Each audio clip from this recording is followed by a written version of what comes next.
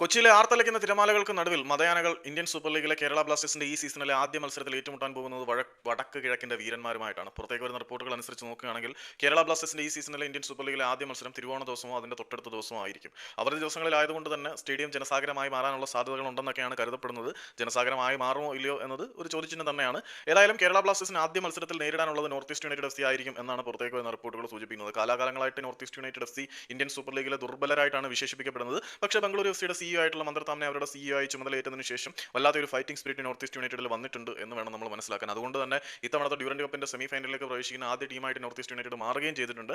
North east യുണൈറ്റഡിനോടൊപ്പം ആ ഒരു സെനാരിയോയിലേക്ക് വന്നിരിക്കുന്ന മറ്റൊരു ടീം ഷിൻലോ ലജോങ് എഫ് സിയാണ്. അപ്പം ഇന്ത്യൻ സൂപ്പർ ലീഗിലല്ല, ഈ സീസണിലെ ഡ്യൂറന്റ് കപ്പിലെ ആദ്യ സെമി ഫൈനൽ മത്സരം നടക്കാൻ പോകുന്നത് നമ്മുടെ നോർത്ത് ഈസ്റ്റ് യുണൈറ്റഡും ഷിൻലോ ലജോങ് എഫ് സിയും തമ്മിലാണ് എന്ന് ഉറപ്പായിട്ടുണ്ട്. ഇനി കേരള ബ്ലാസ്റ്റേഴ്സ് സെമിയിലേക്ക് കടക്കുമോ ഇല്ലയോ എന്നറിയാൻ നാളെ വരെ കാത്തിരുന്നാൽ മതി. കേരള ബ്ലാസ്റ്റേഴ്സും ബംഗളൂരു എഫ് സിയും തമ്മിലുള്ള പോരാട്ടത്തിൽ കൂടിയാണ് അതറിയുന്നത്. വീട്ടാൻ വളരെ വലിയ ഒരു പകയുടെ കണക്ക് പുസ്തകം രണ്ട് ടീമുകൾക്കും ഉള്ളത് കൊണ്ട് തന്നെ അക്ഷരാർത്ഥത്തിൽ നാളെ തീപാറും എന്നുറപ്പാണ്.